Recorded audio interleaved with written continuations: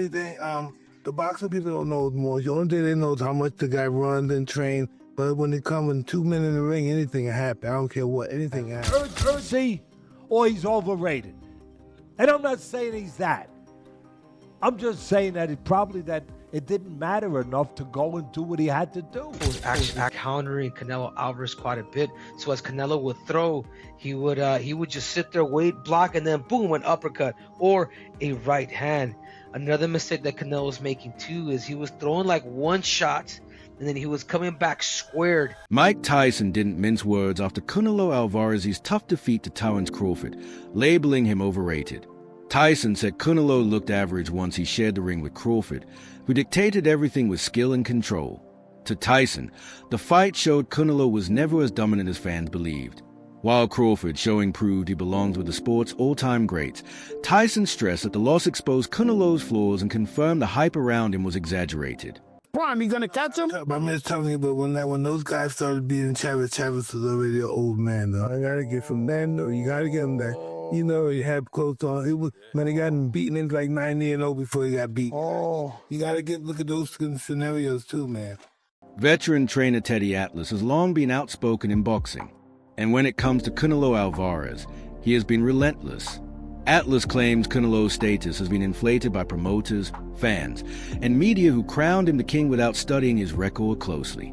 He says that while Canelo has scored big wins, many rivals were carefully selected, making his resume seem stronger than it is. Atlas argues a picture of Canelo as unbeatable is mostly illusion, created by marketing more than skill. At the core of his stance is a belief Alvarez gained more from perception and timing than true dominance in the ring. Quite as up in arms. We actually sometimes said he fought a smart fight. But when he didn't fight the kind of fight to make it an entertaining fight against our guy, against the popular Canelo, again, the king, so to speak, then we completely attacked the guy. So I think that's got to be looked at a little bit, to be fair. Mike Tyson said before the fight that Terence Crawford would outclass Canelo Alvarez. He voiced complete faith in Crawford's ability and insisted Bud could handle anyone. Tyson's opinion showed he never saw Canelo as untouchable. Instead, he believed Crawford's versatility and command would be the deciding factor. Fight. Great fight. Right? 50-50. I want to say Crawford. Why am I saying 50-50? You don't think it's 50-50? 60-40, but you gonna tell him which one? You think Crawford can stop him? Crawford can stop anybody. I'm not saying he can't, he's going to, but he can't. Aside from Teddy Atlas, other analysts have weighed in on why Canelo is seen as overrated. Some mention the cloud of performance-enhancing drug allegations that briefly hung over his career, yet he escaped with little damage to his image. More importantly, critics focus on his choices after losing badly to Floyd Mayweather. After that setback, Alvarez picked rivals carefully, often older fighters or those whose styles favored him. This helped him collect belts and maintain star power. But it raised doubts on whether he truly faced the best at their peak. By crafting a careful path, Canelo kept his shine. But to skeptics, this showed he dodged the toughest challenges of a real great. Alright, this guy right here is overrated as fuck, and I'm gonna tell you why.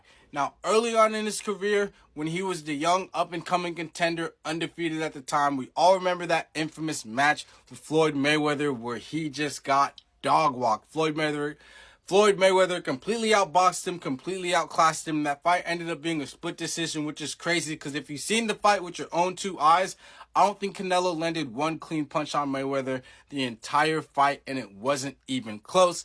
Also, early on in his career, he was accused and caught cheating performance enhancers.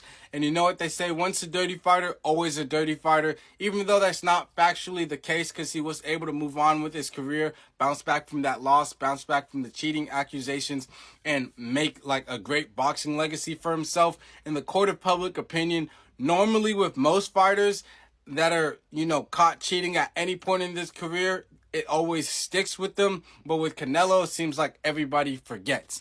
Now, obviously, to this day, he's still looked at as one of the faces, if not the face of boxing. But I think the way people accuse Floyd especially in the back half of his career of picking and choosing his fights, protecting his own, protecting his legacy, Canelo definitely has followed the Floyd Mayweather model. Not only in his game, he became a more defensive fighter after fighting Mayweather, and especially as of late, he's not taking as much punishment, but it's also because he's not fighting very dangerous fighters, and when he does, he gets exposed.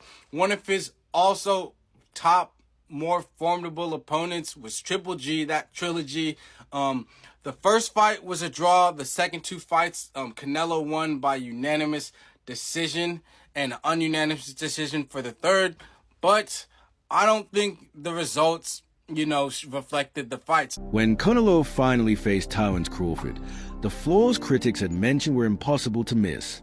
Crawford, a southpaw famous for adapting, controlled the fight from the start.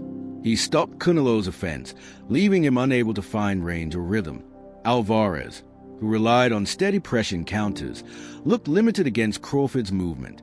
Experts noted Canelo threw single shots instead of setting up combinations, and rarely used his jab, making it simple for Crawford to dictate.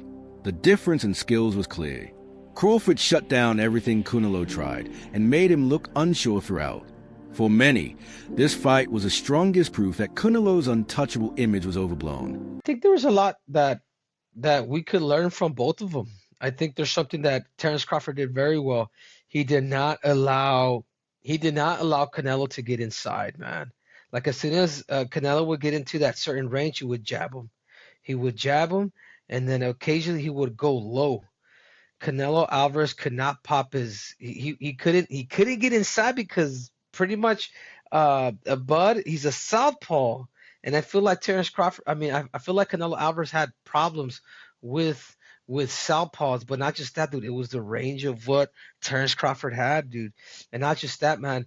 Terence Crawford was actually countering Canelo Alvarez quite a bit. So as Canelo would throw, he would just sit there, wait, block, and then boom, an uppercut or a right hand. Another mistake that Canelo was making too is he was throwing like one shot, and then he was coming back squared, and that's when Terence Crawford would actually catch him. We didn't see any like lateral moves where he would throw and maybe push off to the side, as we used to see Canelo Alvarez as what he would do in these fights. Allegiant Stadium, there was a lot of people there. Terence Crawford had the ability to fight backwards and stay composed, good defense, hands was always up, countering everything that Canelo was throwing at him. He was just a little more active fight. I mean, looking at the fight, bro, like it was competitive. Canelo did hit him to the body, but it was pretty much all Terence Crawford, man. I don't know how many rounds I actually gave Canelo, but I want to see a rematch. Because Canelo did mention, I didn't feel good. Like my body was just, it wasn't reacting. My mind wanted to, but there was something physically with my body that it just felt different. So, but overall, I mean, boxing tends to put these big events, these fights don't show out like the UFC. Canelo's loss to Crawford shocked the boxing world and sparked doubts about his future. His tone in post-fight interviews hinted at hesitation, with some thinking retirement could be near. Crawford's dominant performance made it feel like Canelo's era at the top had ended. Crawford's win was quickly called historic, not just for the way he controlled it, but for signaling a passing of the torch. While Alvarez had been the sport's biggest name, Crawford's showing made him the new benchmark. The loss cracked Canelo's aura of invincibility, while for Crawford it secured his place as one of the era's greatest fighters. For fans, the story shifted instantly. Canelo was no longer king, and his career's decline became a major question. Crawford was going to create history. I told you guys this before he fought Sean Porter. I said that Terence Bud Crawford can beat first ballot Hall of Famer and superstar and legend Canelo Alvarez. I've been saying this for years, that Terence Crawford can beat Canelo Alvarez. And tonight, he did just that. He did just that. Not only did he beat Canelo Alvarez tonight, but he arguably retired Canelo Alvarez, who after the fight, Canelo Alvarez stated that he's done everything that he needed to do in the sport of boxing. When asked, do he want a rematch with Terence Bud Crawford, Canelo Alvarez said, it's no need. he gave no indications of a rematch. And Canelo Alvarez stated that he's a Hall of Famer, he's a winner, just being there made him a winner, right? And he stated that he's done everything he needed to do in the sport of boxing. That's what he said. Canelo Alvarez got schooled once again. I told you guys, styles make fights. This style, this particular style of boxers and counterpunchers and movers has historically given Canelo Alvarez problems. And as I told you guys, right? Terence Crawford can fight any which way he chooses to fight. He's just that much more versatile. This victory wasn't just another notch for Crawford. It was a career-defining event in modern boxing. By beating Canelo, he claimed all the Mexican Star Super middleweight belts, cementing himself as undisputed in another weight class. The feat put Crawford in rare company, as only a few fighters in history have ruled multiple divisions so convincingly. Meanwhile, the money side caught attention.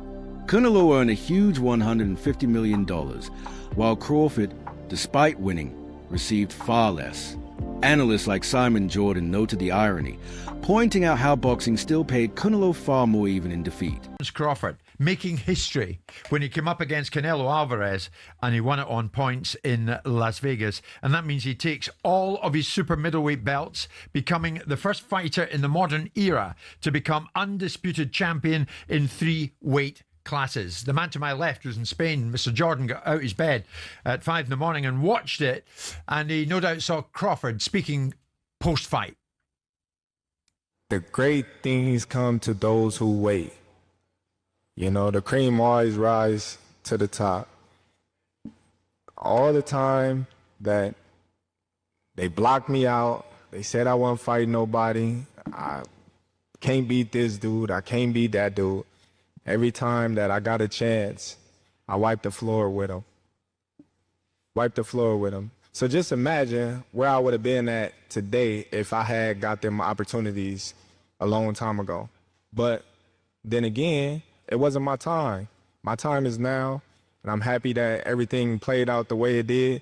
And you're looking at the undisputed champion of the world right now.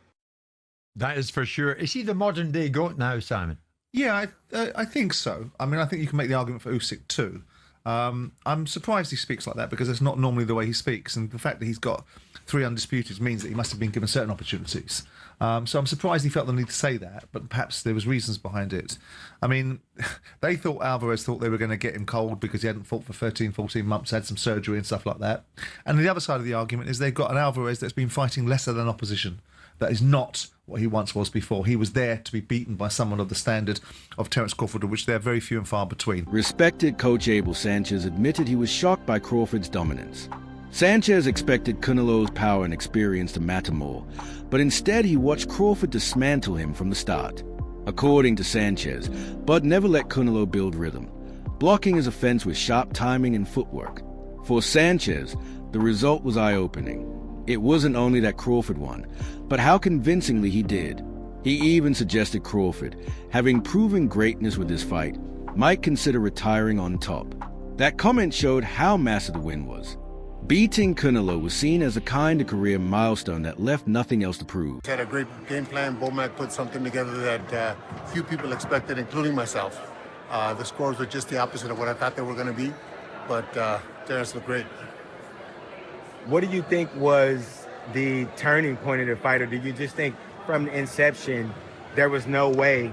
Was there a point where you saw, hey man, this just doesn't look good? From the beginning. From the beginning. From the beginning, and then Terence never let Canelo get into a rhythm.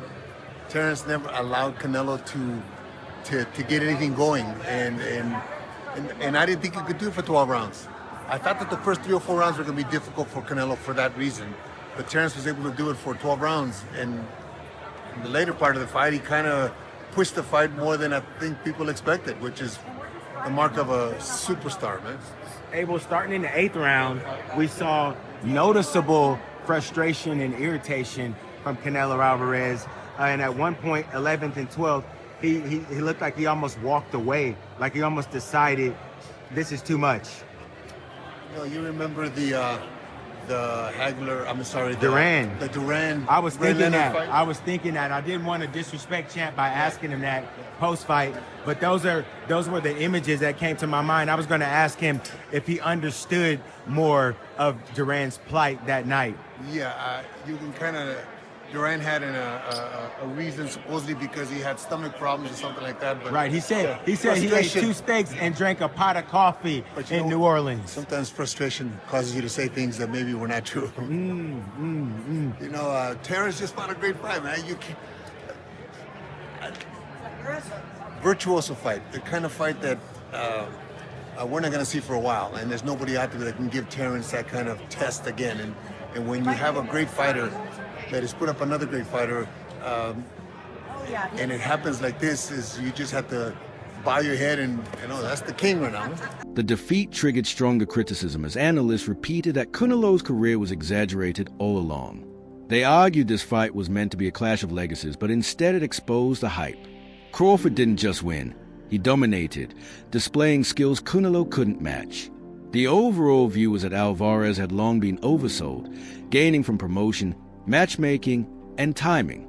By contrast, Crawford took on risks, moved up weight, and still dominated. Alvarez has been dramatically overrated throughout his entire career. The man has never been and never will be an A-plus level elite fighter. Canelo Alvarez is a B-level fighter. Now, this is something even myself had wrong. I thought at one point Canelo Alvarez was an A-level fighter. He has never been an A-level fighter. He's been dramatically overrated.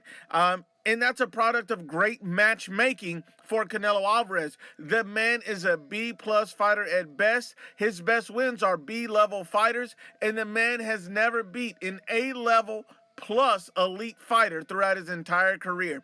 I mean, Canelo Alvarez, he's unable to make adjustments. A-level fighters are able to make adjustments. Canelo Alvarez is one-dimensional. A-level fighters are not one-dimensional. Canelo Alvarez has poor footwork. A-level fighters has great footwork. Canelo Alvarez is extremely predictable. A-level fighters are not predictable. A-level fighters has a variety of tools in their tool belt. Canelo Alvarez is a B-plus level fighter, but that's not an insult to Canelo Alvarez.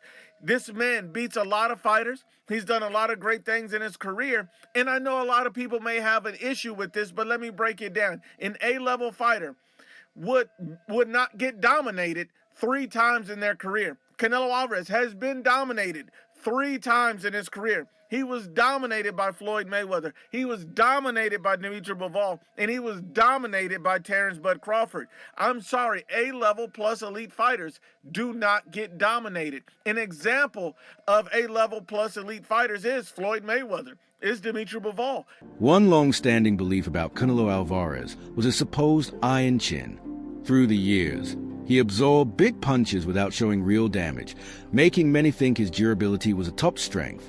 But against Crawford, that idea started crack. Crawford didn't land a single knockout punch, but steady clean shots wore Canelo down. Instead of walking through punches as usual, Alvarez looked uneasy, hesitant, and at times even shaken.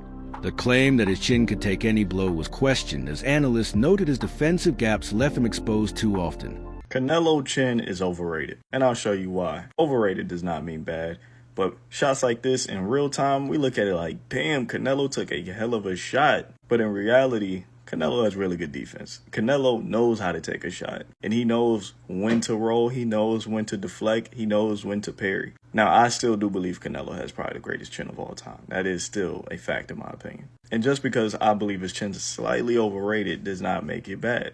As, like I said, the best of all time. I think we need to take some points away from his chin and accredit a lot of this to his defense. Canelo's defense is amazing. How many times do you see Canelo get hit just flush on the jaw? Now, you could tag his forehead all night. You could hit the side of his head, maybe even his temple at times. But Canelo's jaw is damn near untouchable. I know a lot of you Mexican fans are going to get mad at me because I say this chin's overrated. I love Canelo too. He's probably my favorite fighter of all time. But the chin it's a bit of a myth. Canelo just really knows how to take a damn good punch, and he's a terrific defensive fighter, especially for a super middleweight. But you guys let me know, who do you think has the best chin of all time? And how often do you use the rolling technique when in the gym or in your amateur bouts? That wraps up today's video. Make sure to stay tuned. Until next.